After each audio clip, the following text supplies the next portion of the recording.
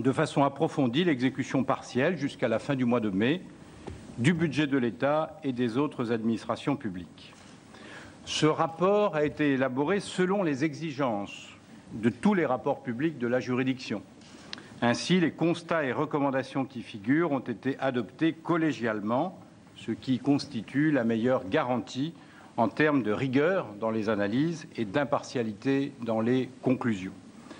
Ensuite, nos principaux constats ont été étayés par une série de réunions de travail avec les ministères, en particulier le ministère des Finances. Des auditions des 4 directions chargées du pilotage des finances publiques ont été organisées. Le rapport a été soumis à la contradiction des administrations concernées, puis a fait l'objet d'une transmission officielle au Premier ministre et aux ministres concernés il y a une dizaine de jours, même si, encore plus officiellement, j'ai remis le rapport définitif ce matin au Premier ministre. Ainsi, le gouvernement a-t-il été en mesure d'analyser ce rapport bien avant ce jour et d'en tirer ses propres conclusions. J'ai autour de moi Raoul Brié, président de Chambre et président de la formation Interchambre, qui a préparé ce rapport. Jean-Marie Bertrand, président de Chambre et rapporteur général de la Cour, et d'ailleurs l'ensemble des présidents de Chambre de la Cour qui sont ici présents. Denis Morin, qui est le rapporteur général de ce rapport, François Ecal, le rapport de synthèse, François Monnier, le contre-rapporteur. De nombreux autres magistrats et rapporteurs ont également contribué à la préparation de ce rapport, en particulier Boris Melmou-Eudes, auditeur, Fabrice Malcor et Louis-Paul Pellet, rapporteur.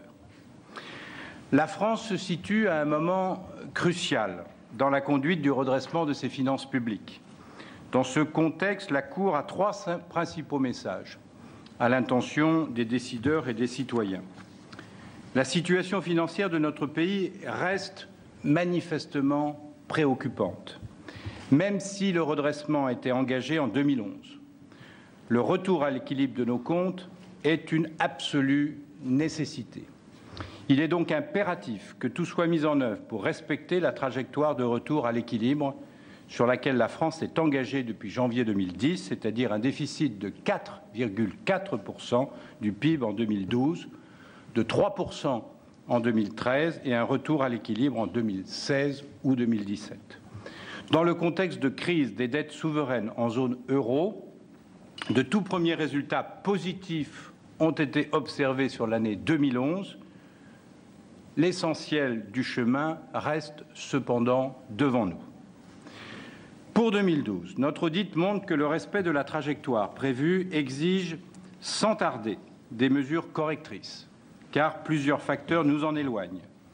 Une exécution vigilante des dépenses doit permettre de contenir les risques identifiés par la Cour. À l'inverse, les recettes risquent d'être de 6 à 10 milliards d'euros inférieurs au niveau requis, en raison notamment d'hypothèses de calcul trop favorables des prévisions de recettes et de la révision à la baisse de la prévision de croissance pour 2012. 2013 est une année cruciale. L'équation budgétaire sera difficile à résoudre, plus difficile qu'envisagé en raison de la dégradation de la conjoncture. L'effort estimé à 33 milliards d'euros, si la croissance économique est de 1%, est cependant nécessaire et réalisable. Il exigera à la fois un freinage sans précédent des dépenses publiques et une hausse des impôts. Il doit impliquer l'ensemble des administrations publiques. Avant tout, je souhaite insister sur l'enjeu que représente pour la France, à ce moment de son histoire, le retour à l'équilibre durable de ses comptes publics. Alors, la Cour le prône régulièrement depuis de nombreuses années, sans être, il faut bien le dire, toujours entendu. Il ne s'agit pas là seulement de la manifestation d'un attachement formel à des comptes bien ordonnés. Des enjeux fondamentaux s'y attachent. Par son incapacité à assurer depuis plus de 30 ans l'équilibre des comptes, ne serait-ce qu'une année, même en période de forte croissance, notre pays est entré dans la crise avec une dette trop élevée et des comptes en déficit structurel. Au cours des 10 années qui ont précédé la crise, nos engagements européens de redressement des comptes n'ont quasiment jamais été tenus. Cette incapacité a nui à la crédibilité de la France à l'égard de ses partenaires européens. Au plus fort de la crise, en 2009, le déficit public a atteint le niveau historique de 142 milliards d'euros. La dette a vivement progressé pour atteindre fin 2011 86% du PIB, alors qu'elle était de 64% en 2007, de 46% en 2013. Cette dette de 1 717 milliards d'euros au 31 décembre 2011 représente 62 000 euros par ménage.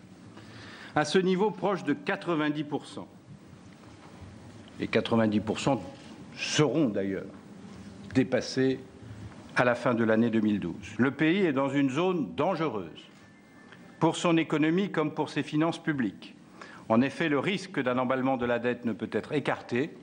La crise des dettes souveraines en Europe montre que ce risque n'est pas théorique. Il se réalise malheureusement pour des États voisins du nôtre et se manifeste par une hausse brutale des taux d'intérêt demandés sur les emprunts publics. De telles situations conduisent les États concernés à des choix économiques et sociaux drastiques qui, en outre, leur sont imposés de l'extérieur. La France est engagée sur une trajectoire de redressement de ses comptes publics. En 2012 et surtout en 2013, son respect sera attentivement scruté par les partenaires de la France et par les marchés. Tout écart pris par rapport à cette trajectoire porterait atteinte à la crédibilité de la France, fraîchement restaurée en 2011, pourrait déclencher une dynamique insoutenable d'augmentation de notre endettement et simultanément l'incapacité à le financer à des conditions supportables. Si, à l'inverse, la France tient ses engagements 3 années de suite, tout en ayant connu une alternance, la confiance et la crédibilité du pays ne pourront qu'être confortées, sa dépendance à l'égard des marchés financiers réduite et sa capacité de peser efficacement sur la scène européenne renforcée. D'autres raisons militent pour le retour à l'équilibre rapide des comptes publics. D'abord, le niveau atteint par la charge d'intérêt des administrations publiques, 52 milliards 600 millions d'euros. En l'espace d'un an, elle a progressé de 12%. Pour la seule dette de l'État, la charge d'intérêt de 46 milliards d'euros représente le deuxième poste de dépenses dans le budget, soit autant que les budgets cumulés de la défense et de la justice, et se rapproche des dépenses d'enseignement scolaire. Elle prive notre pays d'importantes marges de manœuvre qui lui manquent, particulièrement en période de crise. Plus il tardera à redresser ses comptes, plus ce redressement sera difficile à conduire. Agir a un coût, ne pas agir a un coût encore plus grand parce qu'entre-temps, la dette et la charge d'intérêt auront continué à progresser. Par ailleurs, le niveau de la dette pose une question d'équité entre les générations, car cette dette qui devra être remboursée par les générations à venir correspond pour l'essentiel à des dépenses de fonctionnement dont rien ne justifie que la charge soit transférée sur les générations les plus jeunes. Toutes ces raisons imposent le retour aussi rapide que possible à l'équilibre des comptes. Nous espérons que le message de la Cour soit entendu. L'analyse de la Cour a montré qu'en 2010, les 2/3 du déficit public étaient indépendants de la crise et présentaient un caractère structurel. Ce déficit structurel, hérité du passé, je l'ai dit tout à l'heure, était très proche de 4% du PIB en 2011. Ces 4 points de PIB, soit 80 milliards d'euros, représentent le chemin à parcourir d'ici 2016 ou 2017 pour garantir un retour à l'équilibre des comptes indépendamment de la conjoncture économique. La Cour n'ignore pas que ce nécessaire effort de rééquilibrage peut comporter un effet négatif à court terme sur la croissance. Mais cet effet négatif peut être limité par un dosage approprié des mesures de redressement et par une initiative de croissance au niveau européen. Il doit surtout être relativisé par rapport aux effets beaucoup plus graves et durables, selon nous, que comporterait une sortie de la trajectoire de retour à l'équilibre. Les mesures de rééquilibrage doivent être justement réparties entre les différents acteurs économiques. Elles doivent par ailleurs préserver la compétitivité de l'économie française, comme la Cour l'a montré dans son rapport établissant une comparaison des systèmes de prélèvements obligatoires entre la France et l'Allemagne. le gouvernement doit s'attacher à réduire simultanément non pas un, mais deux déficits, celui de ses comptes publics et de sa compétitivité. Et réduire l'un n'est pas exclusif de la réduction de l'autre, au contraire. L'année 2011 a représenté une première étape dans le redressement des comptes publics. Le déficit public s'est établi à 5,2% du PIB, soit 103 milliards d'euros. Cette baisse résulte pour plus de 40% de la fin des mesures temporaires comme le plan de relance de 2009 et 2010. Le déficit structurel s'est replié de 0,9 points de PIB, principalement par l'effet de mesures fiscales. Les règles budgétaires, notamment les normes de dépenses s'appliquant au budget de l'État, aux dépenses d'assurance maladie ainsi qu'au transfert de l'État vers les collectivités territoriales, ont été respectées. Les comptes 2011 se situent sur la trajectoire de redressement des comptes. Néanmoins, la France n'a pas rattrapé son retard par rapport aux autres pays européens qui eux-mêmes sont engagés dans la voie de la réduction des déficits, souvent à un rythme plus rapide que la France. Le déficit structurel de 2011 de 4% du PIB se situe au-dessus de la moyenne des autres États membres de la zone euro, qui s'élève à 3,2. Il demeure très supérieur au déficit structurel allemand, qui lui est de 0,8%. Les niveaux de dette français et allemand divergent dorénavant, et c'est une évolution nouvelle et inquiétante. En France, la dette continue d'augmenter, car le déficit est pratiquement le double de celui qui stabilise la dette. Le rapport de la dette dans la richesse nationale est devenu supérieur à celui de l'Allemagne, alors que ce dernier entame son repli.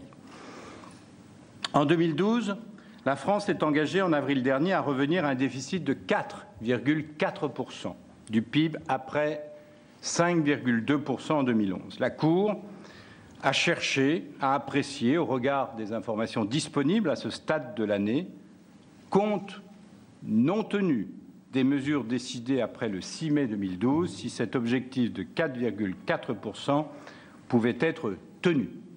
Alors, il ne s'agit pas d'un pronostic sur le solde qui sera atteint en fin d'année, mais d'une analyse des risques qui pèsent sur l'année 2012, compte non tenu, j'insiste, des mesures nouvelles dont le financement devra par ailleurs être assuré. L'analyse de la Cour montre que le respect de la trajectoire pour 2012 est possible, mais suppose des mesures rapides de correction en raison de moins-values probables de recettes.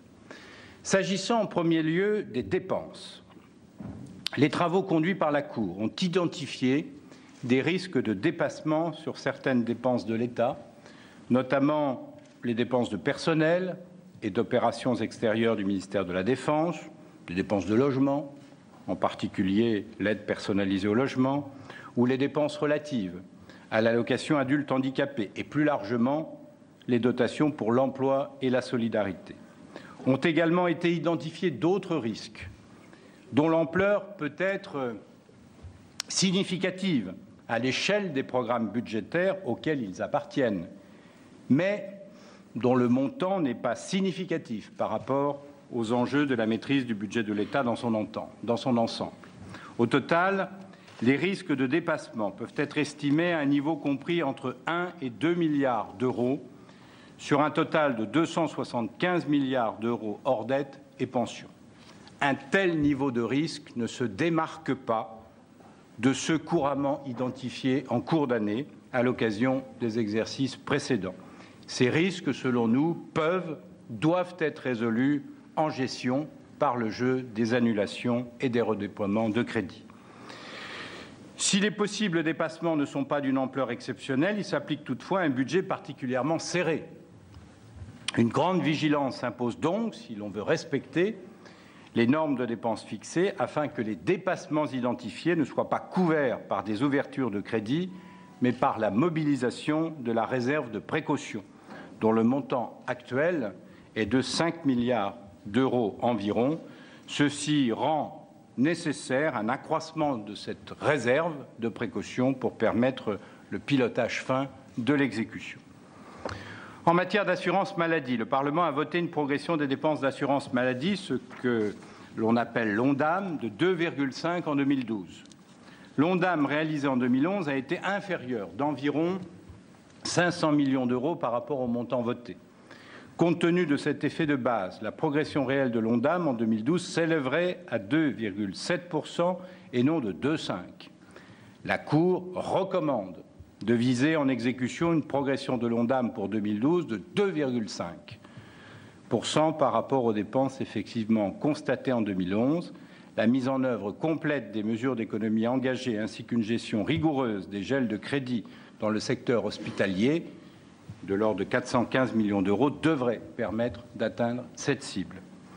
S'agissant des collectivités territoriales, il n'existe malheureusement aucun outil fiable permettant de suivre en cours d'année l'exécution de leur budget. Les incertitudes portent essentiellement sur leurs dépenses d'investissement. La prévision inscrite dans le programme de stabilité d'avril est plausible, mais il existe un aléa de l'ordre de 0,1 point de PIB qui peut affecter le déficit des administrations publiques dans un sens ou dans l'autre. Concernant les recettes, la Cour a identifié des risques importants de moins-value qui appellent sans tarder des mesures correctrices. Ces risques sont d'une double nature. D'une part, des hypothèses de calcul trop favorables ont été adoptées pour l'évaluation initiale du produit des prélèvements obligatoires de l'ensemble des impôts. Il s'agit notamment des hypothèses d'élasticité, c'est-à-dire des estimations de la façon dont le produit d'un impôt évolue en fonction de la croissance. Elles ont conduit en particulier à surestimer le produit de l'impôt sur les sociétés. À ce stade, il est difficile d'évaluer l'impact de cette surestimation. La Cour la situe dans une fourchette comprise entre 3 et 7 milliards d'euros pour l'ensemble des recettes des administrations publiques. D'autre part, le scénario macroéconomique retenu en avril reposait sur un niveau de croissance de 0,7%, alors en phase avec les prévisions des organismes internationaux. En raison de la dégradation récente de la conjoncture, ce scénario est devenu trop optimiste. Les dernières prévisions de l'INSEE situent le taux de croissance pour 2012 à 0,4%. Ceci réduit mécaniquement les prévisions de recettes de 3 milliards d'euros supplémentaires. Au total, les recettes pourraient donc être inférieures de 6 à 10 milliards d'euros au montant prévu dans le programme de stabilité. Ces estimations encore fragiles pourront être précisées au vu de données relatives aux rentrées fiscales qui devraient être disponibles dans les jours qui viennent, en tout cas dans le courant du mois de juillet. Le respect de l'objectif de déficit public pour 2012 fixé à 4,4 est essentiel, car les efforts à fournir en 2013 sont suffisamment importants pour ne pas prendre de retard en 2012.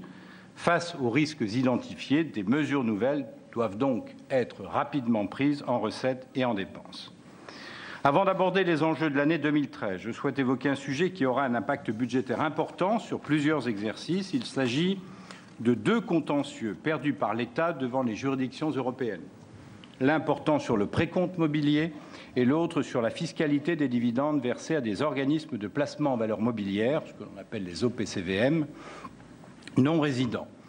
Sans entrer dans le détail, l'un des deux, le second, n'a pas été intégré dans le budget pour 2012, alors qu'il existait une forte probabilité que le contentieux soit perdu et entraîne des remboursements dès cet exercice. Les conséquences en comptabilité nationale de ces 2 contentieux devraient peser surtout sur les années 2013 à hauteur de 5,75 milliards d'euros et 2014 pour 1,75 milliard d'euros, soit au total 7,5 milliards d'euros. La Cour regrette que les informations qui avaient conduit en 2011 à provisionner le contentieux au PCVM en comptabilité générale n'aient eu de traduction ni sur les lois de finances pour 2012, ni sur le programme de stabilité. Au total, le respect de l'objectif de déficit de 4,4 du PIB en 2012 suppose donc de compenser, hors contentieux fiscaux, un manque à gagner de recettes de 6 à 10 milliards d'euros. J'en viens maintenant aux perspectives pour l'année 2013 et pour les années suivantes. Même si les incertitudes sont encore nombreuses, la prévision de croissance de 1,75% pour l'année 2013, fixée en avril dernier, paraît aujourd'hui hors de portée. La Cour a quantifié les efforts à accomplir selon 4 scénarios de croissance allant de 0 à 2%. Dans l'hypothèse de 1% de croissance, Afin d'atteindre les 3% de déficit, la marche sera plus haute que les années précédentes. Après 0,9 points de réduction de déficit structurel en 2011, 1,2 points en 2012, il faudra réaliser un effort structurel de 1,6 points en 2013, soit, toujours avec une hypothèse de 1% de croissance, 33 milliards d'euros. Compte non tenu de l'impact budgétaire des contentieux dont j'ai parlé, à hauteur pour 2013 de 5 milliards 750 millions. Si les objectifs sont tenus, la plus grande partie du chemin réalisé depuis 2010 aura été parcourue. Sur les 5 points de PIB à effacer par rapport à 2010, plus de 3,5 l'auront été. C'est dire l'importance pour la crédibilité de notre pays de tenir l'engagement pour 2013. Cet effort peut sembler important. Il est cependant de même ampleur que celui que la France a réalisé pour se qualifier pour entrer dans l'Union monétaire en 1997, dans un contexte économique quelque peu différent. Se pose la question du partage de cet effort entre réduction du poids des dépenses publiques et recettes supplémentaires. Le rapport présente plusieurs hypothèses. La Cour a toujours considéré que le levier de la maîtrise des dépenses devait jouer un rôle essentiel. 3 arguments militent en effet pour que dans la conduite du redressement, la priorité soit désormais donnée aux mesures sur la dépense. En premier lieu, la France se caractérise par un niveau de dépenses publiques de 56% du PIB, soit le deuxième des pays de l'OCDE après le Danemark, alors que l'efficience de toutes ces dépenses est loin d'être démontrée. Il est donc possible, selon nous, de faire des économies sans remettre en cause la qualité des services publics et l'ampleur de la redistribution. Deuxièmement, les leçons tirées par l'OCDE des expériences d'autres États tentent à établir qu'une consolidation budgétaire centrée sur la maîtrise des dépenses est la moins défavorable à court terme et la plus porteuse de croissance à moyen terme. Enfin, les efforts structurels réalisés en 2011 et 2012 auront principalement reposé sur les hausses de prélèvements obligatoires. Leur poids par rapport au PIB a atteint le 5e niveau dans l'OCDE. S'ils devaient encore être relevés, leurs conséquences sur la compétitivité déjà dégradée de notre économie devraient être soigneusement pesées. Si l'on retient un partage égal sur 2013 entre mesures sur les recettes et mesures sur les dépenses, ce sont 16,5 milliards d'économies sur les dépenses qui devront être réalisées par rapport à leur évolution tendancielle. Un tel effort reviendrait à stabiliser en volume les dépenses publiques dans leur ensemble, c'est-à-dire faire en sorte qu'elles n'évoluent pas plus vite que l'inflation. Par comparaison, en 2012, en dépit de l'application des normes de dépenses et de la réduction des effectifs de fonctionnaires de l'État, la dépense publique totale dans son ensemble devrait croître en volume de 0,5%. Certains pourraient considérer que cet effort est hors de portée. Ce n'est pas notre sentiment. La Cour identifie les pistes possibles, dessine les lignes de force de l'action à entreprendre. Les publications passées de la Cour contiennent des exemples d'économies possibles sur de très nombreux dispositifs, politiques publiques ou opérateurs. Dans ce rapport, la Cour s'est attachée à fournir une méthode pour mettre en œuvre ces économies.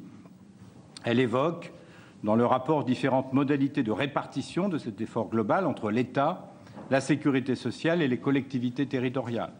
Le premier scénario est celui d'une stabilisation en volume de toutes les dépenses des administrations publiques, qui conduirait les administrations de sécurité sociale à fournir un lourd effort, car ce sont leurs dépenses qui affichent des croissances tendancielles les plus fortes.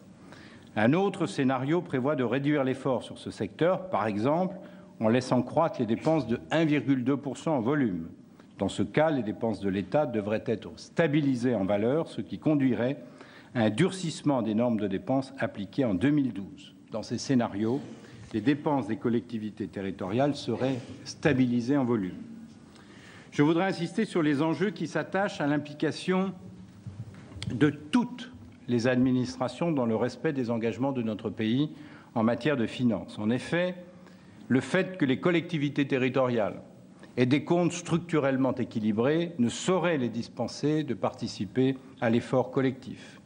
Les engagements européens de la France portent en effet sur une trajectoire de déficit cohérente avec une évolution donnée des dépenses publiques et des prélèvements obligatoires. Il est donc essentiel que sur ces 3 points, les engagements nationaux puissent impliquer chaque secteur d'administration publique. Or, en l'état actuel de la gouvernance de nos finances publiques, plus du quart des administrations publiques échappent aux contraintes du pacte de stabilité.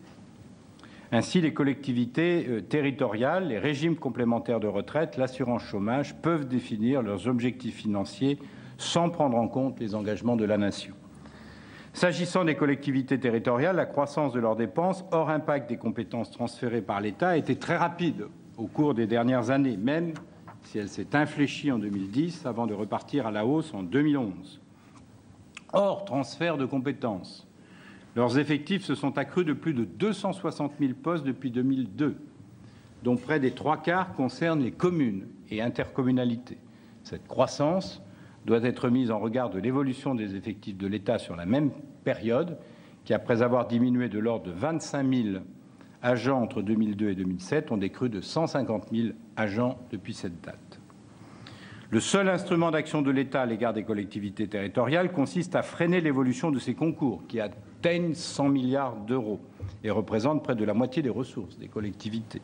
La moitié de ces concours, soit 55 milliards d'euros, sont aujourd'hui gelés en valeur, ce qui fait désormais peser une contrainte plus forte sur l'évolution de leurs dépenses. Mais les effets de cette contrainte sont variables selon le niveau de collectivité, contrainte très élevée sur les départements, élevée sur les régions, faible sur les communes et intercommunalités, qui sont par ailleurs les seuls à disposer encore d'une marge de manœuvre fiscale après les dernières réformes en la matière.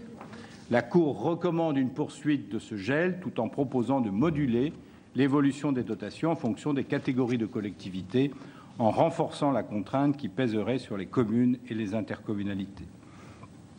L'accroissement des dépenses des collectivités au cours des 2 dernières décennies a été financé par une hausse concomitante des impôts locaux, réduisant ainsi la capacité contributive des ménages et rendant plus difficile des augmentations d'impôts en faveur des autres administrations publiques, qu'il s'agisse de l'État ou de la sécurité sociale.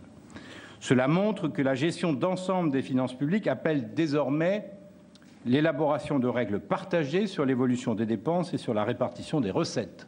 Ainsi, une stratégie devrait être adoptée au niveau des administrations publiques dans leur ensemble, associant chaque catégorie à la définition, à la mise en œuvre d'objectifs de maîtrise des dépenses et de modération des prélèvements. Ceci rend nécessaire la mise en place d'une gouvernance partagée des administrations publiques, reposant sur un cadre normatif ou contractuel, assurant la cohérence globale, le respect des engagements pris par la France et la juste répartition des efforts. À cette fin, un pacte de stabilité pourrait être conclu entre l'État et les collectivités territoriales afin d'engager celles-ci dans le respect de la trajectoire globale définie pour le pays. Dans cette même perspective, le champ des lois de financement de la sécurité sociale pourrait être élargi à l'assurance chômage et au régime de retraite complémentaire pour devenir des lois de financement de la protection sociale. Si l'effort doit porter sur toutes les administrations publiques, il doit également concerner toutes les catégories de dépenses. Le principal enjeu budgétaire porte sur la masse salariale. En effet, ces dépenses, y compris les pensions, représentent 13,6% du PIB, toutes administrations confondues. La masse salariale de l'État s'élève à 80 milliards d'euros et connaît une croissance tendancielle soutenue, 1,6% par an. Le respect de la trajectoire de redressement des comptes publics implique que la masse salariale de l'État soit stabilisée en valeur. Pour l'exercice 2013, la Cour a présenté 4 scénarios permettant chacun de stabiliser la masse salariale, chacun d'eux utilisant de façon variable les 4 leviers que constituent l'évolution des effectifs, la valeur du point d'indice, les déroulements de carrière et les mesures catégorielles. Je me contenterai de commenter 2 de ces scénarios. Le premier envisage une poursuite du gel du point d'indice et de la réduction des effectifs de 30 000 postes par an. Il permet de ne pas peser sur les déroulements des carrières des agents publics et sur les mesures catégorielles. Le second scénario repose à l'inverse sur une stabilisation des effectifs. Cette hypothèse nécessite, outre la poursuite du gel du point d'indice, une réduction significative de l'avancement des fonctionnaires et un quasi-gel des mesures catégorielles. Ainsi, pour résumer, seule une baisse des effectifs est à même de fournir des marges de manœuvre en matière de politique salariale. S'agissant des dépenses d'intervention, elles représentent 620 milliards d'euros sur 1 120 milliards de dépenses totales, soit 55%. Sur ce total, les prestations sociales représentent 82%, soit 510 milliards d'euros. Elles concernent l'ensemble des collectivités publiques, dont l'État pour 150 milliards d'euros. Il convient avant tout de développer une démarche d'évaluation de l'efficacité et de l'efficience de l'action publique dans ce domaine. Il s'agit d'adopter une approche par politique publique et non par dispositif d'intervention ou par acteur. Les politiques d'intervention sont aujourd'hui partagées entre l'État et les diverses collectivités publiques, avec un enchevêtrement des compétences qui nuit à leur efficacité. On peut prendre plusieurs exemples en matière de formation, en matière de logement ou en matière d'emploi. Cela suppose de s'interroger sur l'articulation entre les divers acteurs et dispositifs dont je rappelle que le nombre dépasse 1300.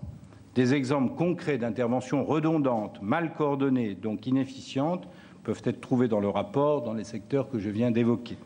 Des marges de manœuvre peuvent aussi être trouvées pour améliorer l'efficacité économique et le ciblage social des dispositifs publics de solidarité. De telles évaluations supposent, à la différence de la RGPP, d'associer toutes les parties prenantes et de faire partager les diagnostics et les réformes envisagées, tout en adoptant un pilotage politique fort pour mener à bien ces projets. La Cour, en exerçant sa mission d'évaluation des politiques publiques à l'attention du Parlement et du Gouvernement, prendra sa part à cette revue des politiques d'intervention en y associant les chambres régionales et territoriales des comptes. De même, devant l'écheveau de nos politiques publiques, source de complexité et de gaspillage, l'acte 3 de la décentralisation qui a été annoncé doit être, selon nous, avant tout, l'occasion d'une clarification des compétences entre État et collectivités territoriales, ainsi qu'entre ces collectivités territoriales elles-mêmes. Il devrait être guidé par le souci premier d'améliorer l'efficience des politiques concernées, et nous considérons toujours qu'il y a là, en la matière, de la marge. Les dépenses de transfert concernent aussi la sécurité sociale. Le rééquilibrage de nos comptes sociaux doit être assuré en priorité. La Cour a régulièrement rappelé que l'existence même d'une dette sociale constitue une anomalie profonde, car les dépenses de soins n'ont pas de raison d'être reportées sur les générations futures. Le système de retraite ne devrait pas connaître le retour à l'équilibre prévu par la réforme de 2010 en raison des prévisions trop optimistes, notamment en matière d'évolution de la situation de l'emploi. Ainsi, le déficit annuel de l'ensemble des régimes de retraite pourrait être supérieur à 10 milliards d'euros à l'horizon 2020. La question du rééquilibrage des comptes devra donc prochainement être examinée. Pour l'assurance maladie également, les efforts doivent être amplifiés. En effet, la poursuite d'une croissance des dépenses d'assurance maladie de 3% chaque année sans l'apport de recettes nouvelles conduirait à un retour à l'équilibre en 2024 seulement. Si ce taux de croissance était ramené à 2,5%, le retour à l'équilibre serait atteint en 2018. Le système de soins peut être rendu, là aussi, plus efficient, sans perte de chance pour les malades, en améliorant la coordination entre professionnels de santé et entre médecine de ville et hôpital, en renforçant les bonnes pratiques de soins et en maîtrisant plus efficacement certaines dépenses. Le rapport annuel de la Cour sur la sécurité sociale fournit de nombreuses pistes de réforme en ce sens. Le prochain, qui sera publié en septembre, devrait également en contenir un certain nombre. S'agissant enfin des dépenses d'investissement, l'ampleur des engagements envisagés ou déjà pris doit conduire à réexaminer leur compatibilité avec le retour à l'équilibre des comptes publics. Il importe désormais de mieux choisir les investissements publics pour ne retenir que ceux qui auront fait la preuve de leur utilité, notamment au regard du relèvement de la croissance potentielle de l'économie. La Cour préconise la mise en place d'une expertise indépendante des opérateurs en matière d'études de rentabilité socio-économique et une meilleure prise en compte de celle-ci dans les choix et la hiérarchisation des investissements. En janvier dernier, en particulier, la Cour a appelé à reconsidérer le programme de développement de lignes ferroviaires à grande vitesse retenu dans le volet transport du Grenelle de l'environnement, qui entraînerait 166 milliards d'euros de dépenses publiques nouvelles.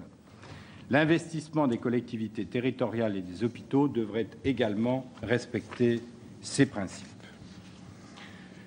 L'augmentation des recettes, c'est-à-dire des impôts, est inévitable pour compléter l'effort. Elle devrait jouer dans le processus de redressement un rôle sensiblement moins important, selon nous, que la réduction du poids des dépenses et décroissant dans le temps. Elle doit reposer principalement sur l'élargissement de l'assiette des prélèvements existants plutôt que sur des hausses de taux pour des raisons d'efficacité économique. Il faut donc poursuivre, amplifier la réduction et la suppression des niches fiscales et sociales. Les rapports de la Cour fournissent de multiples exemples de niches pouvant être supprimées, par exemple les réductions d'impôts en faveur de l'investissement outre-mer ou le taux réduit de TVA sur la restauration, ou dont les plafonds pourraient être abaissés, comme la réduction et le crédit d'impôt pour l'emploi d'un salarié à domicile. Si la réduction des niches ne suffisait pas à dégager les recettes attendues, il pourrait être nécessaire d'augmenter le taux d'impôt à assiette large, c'est-à-dire la CSG ou la TVA, en faveur du rééquilibrage des comptes sociaux, notamment, dont la Cour souligne une nouvelle fois le caractère absolument prioritaire. Une telle augmentation de ces impôts-là devrait avoir un caractère temporaire et s'effacer au fur et à mesure du rééquilibrage des comptes publics et de la montée en puissance des économies sur la dépense. Après 2013, l'effort de redressement devra se poursuivre à un rythme moindre afin de garantir le recours à l'équilibre structurel en 2016 ou 2017, que l'Allemagne, je le rappelle, est en passe d'atteindre dès 2013. Notre pays se trouve à la veille d'une profonde transformation dans la conduite de ses finances publiques sous l'effet des nouvelles règles européennes adoptées depuis 2011. La prise en compte de celle-ci est loin de se réduire au débat sur la règle de retour à l'équilibre structurel à moyen terme, ce que l'on appelle la règle d'or. En effet, la série de dispositions qui a été adoptée conduira notre pays, dans le respect des pouvoirs du Parlement, à réviser la façon dont il élabore et suit les textes budgétaires. Le respect des engagements pris ainsi qu'une gestion rigoureuse sont essentiels, car, je répète souvent cette phrase de Paul Valéry, la plus grande liberté naît de la plus grande rigueur. En tout cas, en matière budgétaire, ce peut être le cas et chacun doit en prendre conscience. Ces nouvelles règles européennes appellent également des progrès dans la qualité de nos comptes publics. La France dispose en la matière d'une avance par rapport à ses partenaires européens dans la certification des comptes de l'État et du régime général de sécurité sociale par la Cour des comptes depuis 6 ans. Afin de progresser dans la fiabilité des comptes et dans leur harmonisation entre les différentes catégories d'administration publique, cette démarche de certification gagnerait à être élargie. La Cour recommande la mise en œuvre concrète de la certification des comptes des hôpitaux publics, déjà décidée par le législateur, ainsi que la mise en place d'une expérimentation de la certification des comptes des plus grandes collectivités territoriales. Les mêmes règles européennes rendront enfin nécessaire la mise en place d'une gouvernance partagée des administrations publiques. J'ai déjà évoqué ce sujet. Pour conclure, la France est loin d'avoir été exemplaire dans la gestion de ses finances publiques depuis plusieurs décennies. En 2011, un peu plus d'un mois des dépenses de l'ensemble des administrations publiques étaient financées par l'emprunt. Pour l'État seul, cela représente même 4 mois. Dans le contexte actuel de crise de la zone euro, afin de sécuriser le financement de l'action publique, d'éviter que le poids de la dette n'étouffe l'économie, de continuer à peser dans le concert européen, de restaurer des marges de manœuvre pour l'action publique et de sauvegarder la cohésion entre générations, la France doit assurer le retour à l'équilibre structurel de ses comptes publics dans les 4 ou 5 prochaines années. La Cour insiste sur l'importance du strict respect de l'objectif de réduction du déficit à 3% en 2013, à juste titre considéré comme une année charnière pour le redressement des comptes publics de la France. La discipline qui exige le respect de cette trajectoire est sévère. Elle suppose une évolution en profondeur des modalités de l'action publique, une gouvernance partagée entre administrations publiques, une application généralisée de normes de dépenses, une réforme en profondeur des méthodes d'allocation des moyens et remise en cause de certaines missions de l'État, revue des politiques d'intervention, clarification des compétences partagées entre l'État et les collectivités territoriales, évaluation indépendante de l'utilité des investissements. Cette discipline implique également des choix difficiles en matière de politique salariale et d'évolution des effectifs dans les fonctions publiques. De même, de nombreux dispositifs qui n'auront pas fait la preuve de leur efficience devront être réduits ou supprimés et des projets d'investissement retardés ou abandonnés. L'objectif de ces réformes doit être expliqué aux citoyens et c'est pourquoi la Cour, tout en fournissant des pistes d'économie précises, insiste sur les méthodes de réforme qui doivent privilégier la pédagogie et la transparence. L'effort structurel prévu en 2013 de l'ordre d'1,5 point de PIB sera certes difficile, il est néanmoins atteignable. Le Fonds monétaire international a identifié dans le monde, entre 1980 et 2009, une trentaine de consolidations budgétaires de cette ampleur. La France l'a fait par le passé.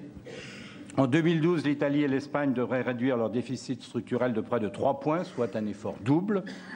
J'espère que cet audit des finances publiques aura montré que le redressement ne peut plus être retardé, qu'il est exigeant, qu'il suppose la mobilisation de tous les acteurs publics, mais dans le même temps, il doit être réalisable sans étouffer la croissance, en contribuant à une meilleure prise de conscience de ces enjeux par les citoyens et les décideurs, en fournissant des pistes utiles à l'action. La Cour des comptes assure déjà la fonction de comité budgétaire indépendant dont les nouvelles règles européennes prévoient la mise en place prochaine dans notre pays. Elle s'exprimera aussi souvent que nécessaire pour jouer pleinement ce rôle de vigilance, d'information et de conseil. Je vous remercie de votre attention et je suis à votre disposition avec les magistrats qui m'entourent pour répondre à vos questions. Monsieur Migaud. Bon.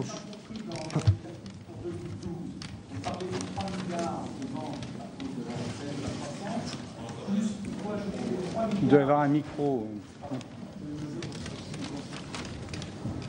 Un petit problème de calcul, je m'excuse de vous poser cette question, mais pour 2012, vous parlez de 3 milliards de manque à gagner pour l'IS qui ne rentre pas suffisamment, plus 3 milliards à cause de la chute de la croissance, et vous faut ajouter également les dépenses sous-estimées 1 à 2 milliards. Au total, ça fait combien? Alors voilà, je n'ai pas compris la question. Sur les dépenses, nous avons identifié des problèmes à hauteur de 1 à 2 milliards, mais nous estimons que ces dépassements peuvent être pris en gestion dans le cadre de la réserve de précaution, sous réserve qu'on puisse l'augmenter de l'ordre de 1 milliard d'euros. Mais en dépenses, nous estimons que le problème est soluble. En revanche, notre pays est confronté à une insuffisance de recettes pour arriver au 4,4. Ces insuffisances de recettes, on les situe entre 6 et 10 milliards.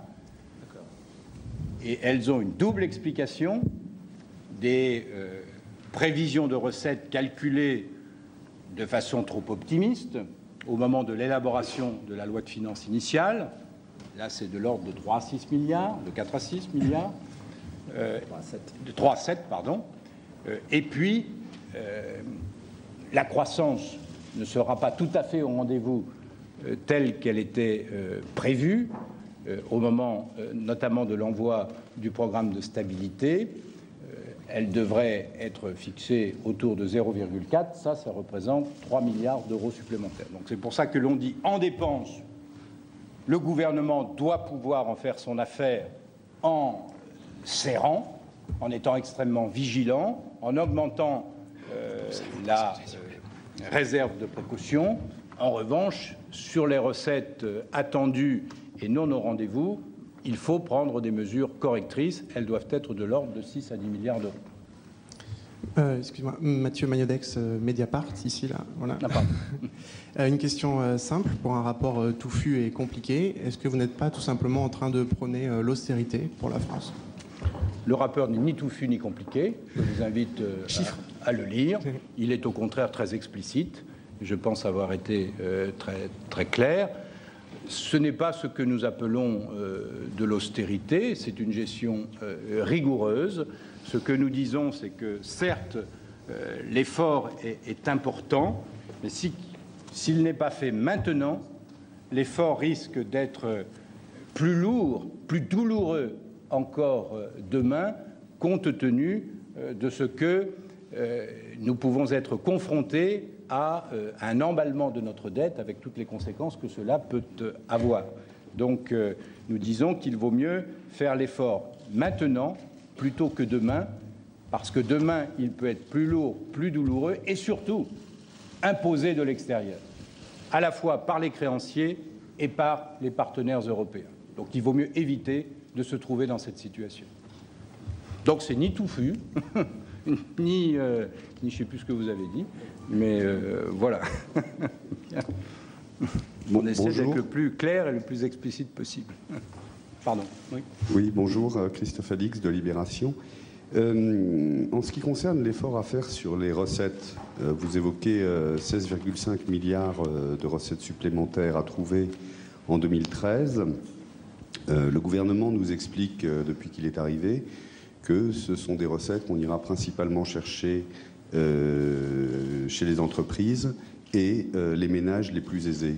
Or, il me semble que vous recommandez également, ou vous dites qu'il ne sera pas possible de ne pas en passer par des augmentations d'impôts générales avec des assiettes larges, comme la TVA et la CSG. Ce qui voudrait dire que ce ne seraient pas seulement les Français les plus aisés et les entreprises qui seraient, et les grandes entreprises notamment, qui seraient en premier lieu mises à contribution, mais également tous les Français. Disons que chacun doit faire un effort. Il appartient à un gouvernement d'apprécier la proportion de cet effort en fonction, je dirais, de la capacité des Français à le fournir. Ce que nous disons, c'est que compte tenu de la situation dans laquelle nous sommes, la maîtrise de la dépense publique, la réduction du poids de la dépense publique ne suffiront pas à redresser la situation de nos comptes publics. Donc il faut également une augmentation des recettes et des prélèvements obligatoires sur 2012. Nous le disons, de l'ordre de 6 à 10 milliards d'euros, également sur 2013. Principalement, il faut poursuivre, amplifier le travail sur les niches fiscales. Il y a des marges encore, les niches fiscales et sociales. Et puis ce que nous disons, c'est que cela peut ne pas suffire et que là, il faut effectivement penser à des impôts à assiette plus large, quitte à bien expliquer à nos concitoyens que cet effort peut être temporaire. Mais effectivement, alors sur la TVA, ça peut prendre diverses formes. Bon, ça peut être tout ce qui touche aux réductions actuelles ciblées. Bon, nous évoquons toujours la TVA restauration. Vous savez, quand nous invitons à des études d'impact préalables à toute décision fiscale, à toute proposition fiscale, nous ajoutons, encore faut-il tenir compte des études d'impact qui peuvent exister. Bon, et là, de ce point de vue-là, la TVA restauration est un formidable contre-exemple. Bon. Et puis, il faut passer au tamis de l'évaluation un certain nombre d'autres niches fiscales dont le rapport coût-efficacité n'est absolument pas probant, de la même façon qu'il faut passer au tamis de l'évaluation aussi beaucoup de politiques publiques dont le rapport coût-efficacité est loin d'être démontré. Donc voilà, nous pensons que sur la dépense, comme sur la recette, à travers un travail exigeant d'évaluation des mesures. Vous en trouvez de nombreux exemples dans le rapport de la Cour ou bien dans le rapport de l'Inspection générale des finances qui est sorti récemment, et qui montre que tout cela est possible, sans peser là sur une majorité de Françaises et de Français. Martine de Bloomberg, bonjour.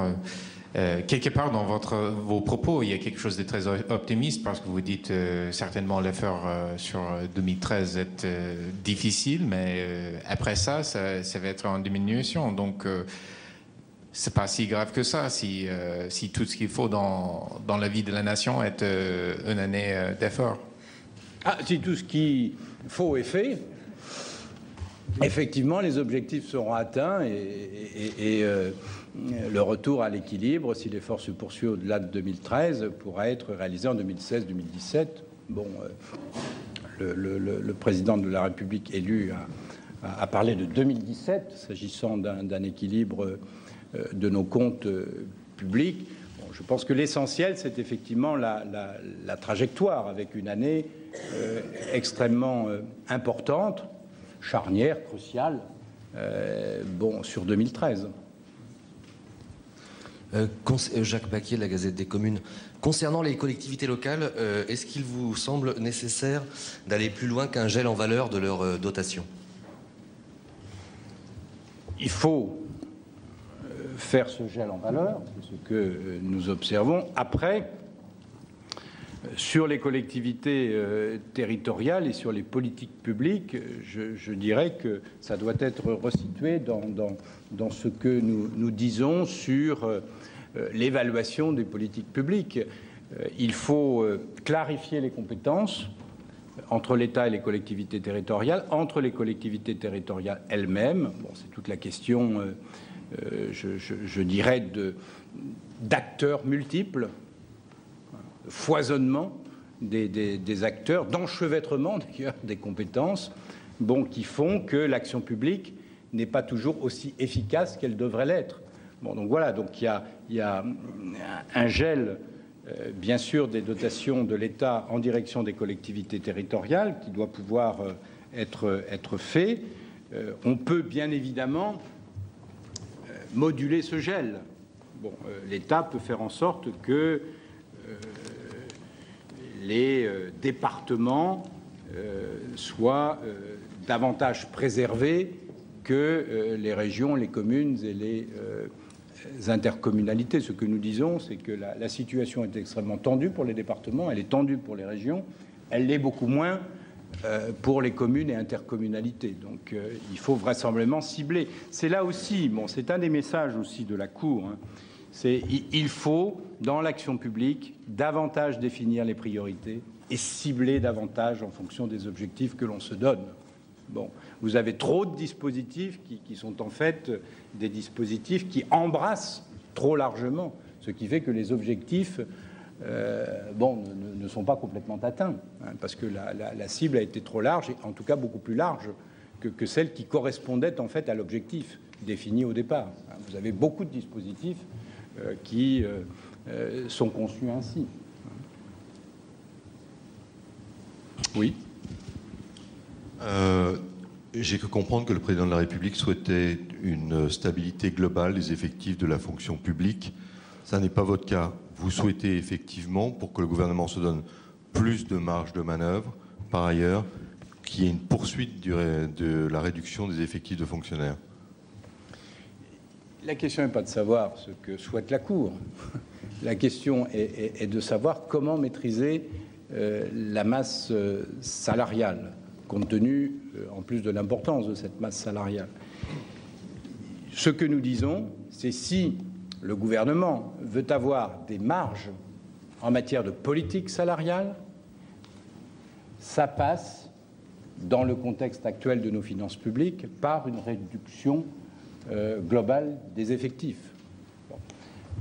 En revanche, s'il y a stabilisation des effectifs, ce que nous observons, c'est que, du coup, les marges de manœuvre de politique salariale sont quasi nulles. Bon, et ça implique le gel du point d'indice et puis également d'autres gels, notamment sur les rémunérations accessoires ou sur le déroulement des carrières des agents. Donc voilà, donc il y a des choix, effectivement, qui doivent être faits, qui relève là de la responsabilité du gouvernement. Nous essayons de lui mettre sur la table, je dirais, toutes les options possibles. Quelqu'un veut compléter sur ce plan-là, Raoul Brunet? Non, juste pour illustrer ce tableau, enfin, vous trouverez dans le rapport à la page 137 les différents scénarios, puisqu'on a raisonné en scénario, en essayant de voir à quelles conditions on pouvait parvenir à une stabilisation de la masse salariale, en jouant de façon variable des 4 leviers que sont l'évolution des effectifs, l'évolution de la valeur du point, les déroulements de carrière et les mesures catégorielles. Donc il y a différentes manières de résoudre l'équation, mais ce qui est clair, c'est qu'on ne peut pas à la fois avoir, je dirais, des effectifs stabilisés et des marges significatives en matière de politique salariale.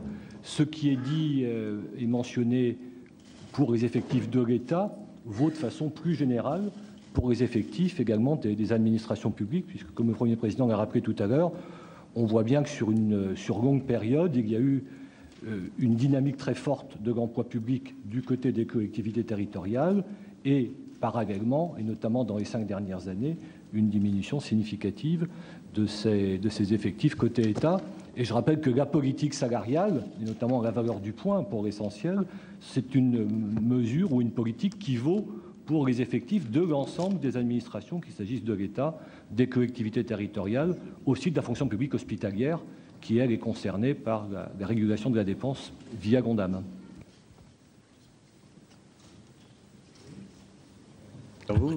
Oui, bonjour, Emmanuel Lévy-Marianne. Une petite précision d'abord, avec plaisir. Une demande de précision. Vous avez un question. message personnel? Non. La précision, c'est sur la demande de hausse de la TVA ou de la CSG. Vous parliez d'affecter ça aux organismes de sécurité sociale. Est-ce un plaidoyer pour la TVA sociale? Et la question, c'est, pour 2013, vous demandez, enfin, vous avez calculé 33 milliards de demandes pour atteindre les 3% de déficit. Est-ce à dire qu'il n'y avait rien qui était prévu et qui était dans les tuyaux dans les lois de finances précédentes? Il n'y avait aucun effort. C'était une polémique qui était née entre M. Cahuzac notamment et le candidat de l'UMP. Pour répondre très précisément à vos questions, on a évoqué la CSG, on a évoqué la TVA. La CSG, c'est pour la sécurité sociale et nous estimons qu'il y a urgence à résoudre la question du déficit des comptes sociaux. Une fois de plus, je répète qu'un déficit des comptes sociaux est une anomalie. Ce sont des dépenses courantes qui n'ont absolument pas à être financées par les générations futures.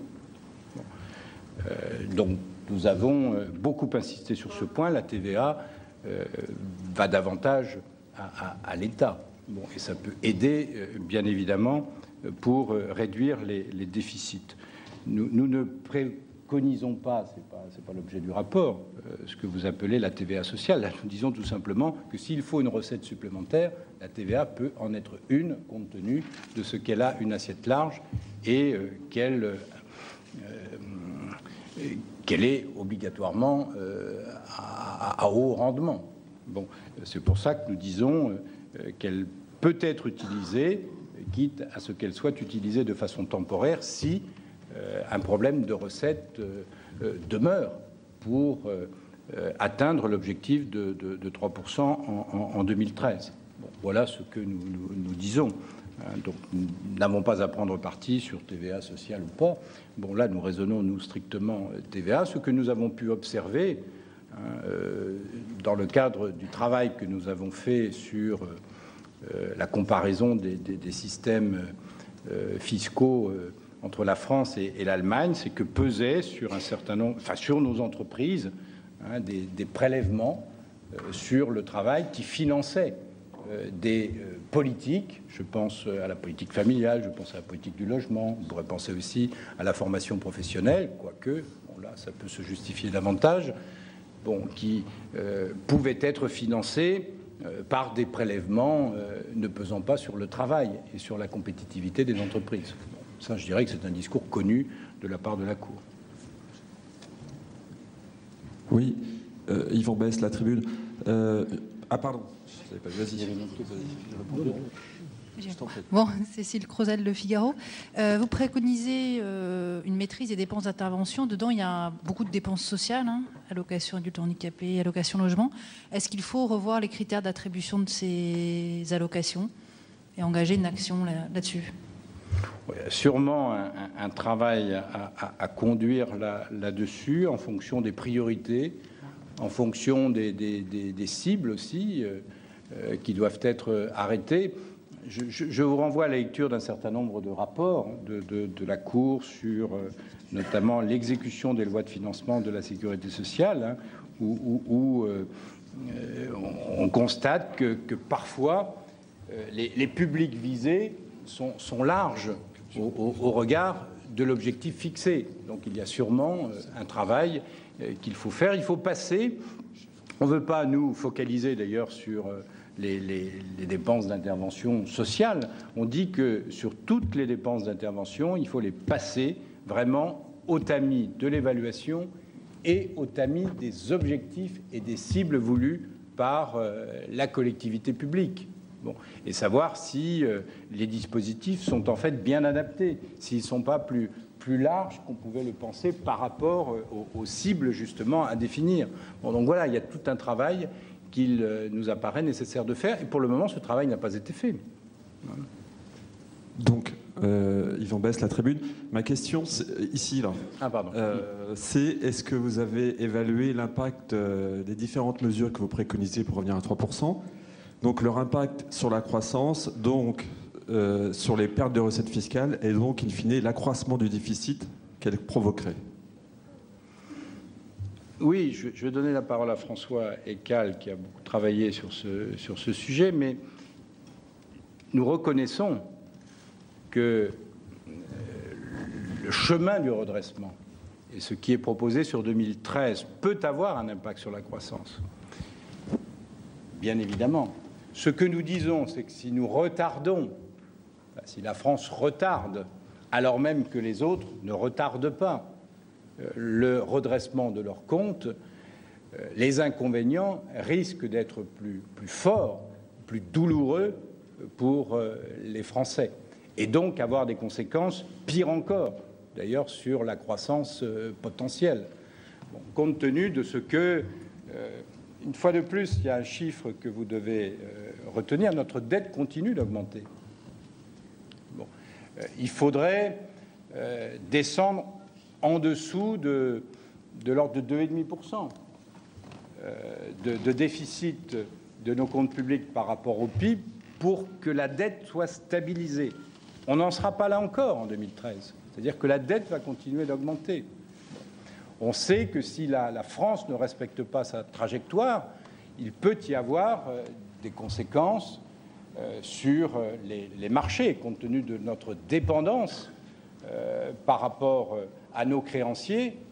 Le fait que les taux d'intérêt augmentent sensiblement, ça a des conséquences sur la charge de la dette. Donc voilà, donc ce que nous disons, c'est certes, il peut y avoir des répercussions sur la croissance à court terme, mais que ces répercussions peuvent être plus mesurées que si la France ne respecte pas sa trajectoire.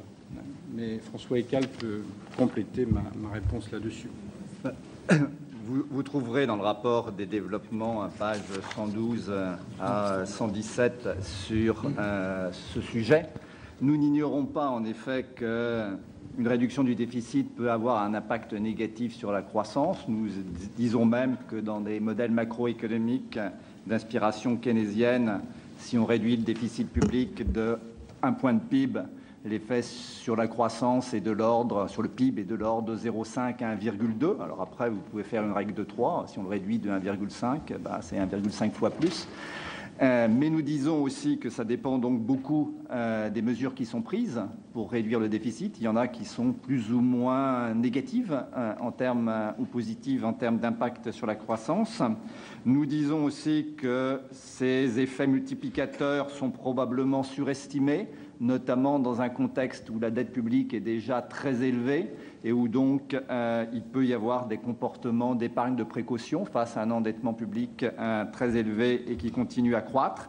Et surtout, nous disons que ces effets négatifs sur l'activité, ce sont des effets par rapport à un scénario de référence où le déficit public ne changerait pas, serait maintenu constant. Or, nous pensons que dans ce scénario de référence, il pourrait y avoir des problèmes que ces modèles keynésiens ne prennent pas en compte et qui finalement seraient beaucoup plus graves que l'impact à court terme sur l'activité d'une réduction du déficit. Si le déficit n'est pas réduit, si la dette continue à augmenter, comme l'a dit le Premier Président, vous risquez d'avoir des effets sur les taux d'intérêt, sur les primes de risque, qui il y a quelques années pouvaient paraître totalement théoriques en Europe, mais depuis 1 an ou 2, on voit qu'ils ne sont pas du tout théoriques. C'est quelques centaines de points de base de taux d'intérêt qui, pour des pays comme l'Espagne ou l'Italie, accroissent leur charge d'intérêt et, comme l'a dit le Premier Président, non seulement réduisent toute marge de manœuvre en matière budgétaire, mais finissent par avoir un effet négatif sur l'activité à moyen terme. Donc à moyen terme, on peut aussi avoir un effet négatif sur la croissance potentielle. Donc pour toutes ces raisons, nous pensons que oui, il y a un coût à court terme, il y a un coût macroéconomique à court terme, mais ce coût, il est inférieur à celui de l'inaction, en tout cas de l'absence de mesures de redressement. Sachant d'ailleurs que les ressorts de la croissance sont pour une large part au sein aussi de la zone euro et que la croissance française peut être aussi nourrie par un certain nombre de mesures qui sont prises au niveau européen. Il faut bien montrer le lien. Vous avez une interdépendance aujourd'hui qui est beaucoup plus grande, d'où la nécessité de faire en sorte que les uns et les autres, je dirais, respectent leurs engagements. Le risque, c'est que la France soit isolée dans le non-respect de ses engagements, si tel était le cas. Voilà, écoutez, on prend une dernière question peut-être, et puis... Solène Poulenec, la GFI, pourriez-vous nous dire, s'il vous plaît, quelles sont les conséquences pour la France de l'adoption du traité budgétaire européen qui doit être bientôt ratifié? Est-ce que ça suppose un effort supplémentaire? Et également les conséquences du six-pack et du two-pack, s'il vous plaît.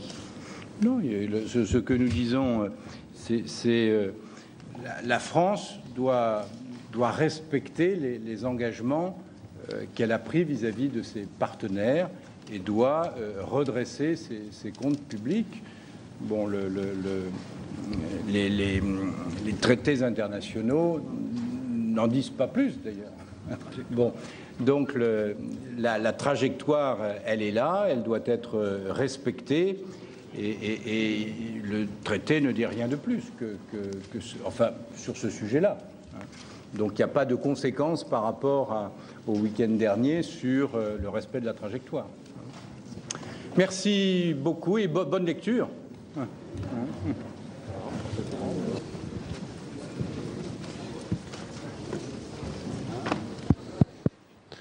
Voilà, vous venez de suivre en direct cette conférence de presse du président de la Cour des comptes concernant la situation et les prévisions économiques et financières, le rapport et l'audit, bien entendu, attendu par le Premier ministre et par François Hollande. Nous sommes tout de suite avec le président qui va nous rejoindre dans quelques instants, le président Didier Migaud qui va prendre place à mes côtés. On va lui donner un micro. Monsieur Migaud, si vous voulez bien vous installer. Voilà, très bien. Venez juste ici, s'il vous plaît. Nous sommes en direct à l'instant. Vous venez de tenir cette conférence de presse. Didier Migaud, des efforts ou l'austérité? Des efforts.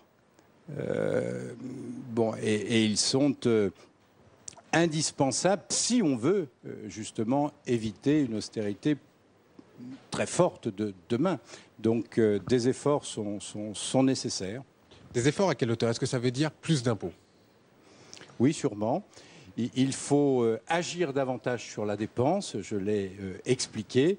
Nous avons déjà un haut niveau de dépenses publiques, donc il faut progressivement réduire le poids de la dépense publique et faire des économies.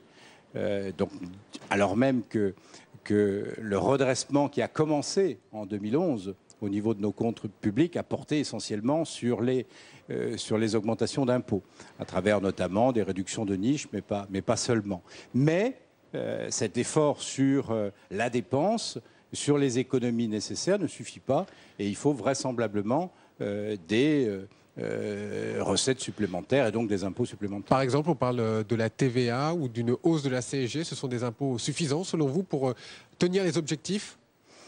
Ce que nous disons, c'est qu'il faut d'abord travailler sur la réduction des niches fiscales et sociales. Si ça ne suffit pas, effectivement,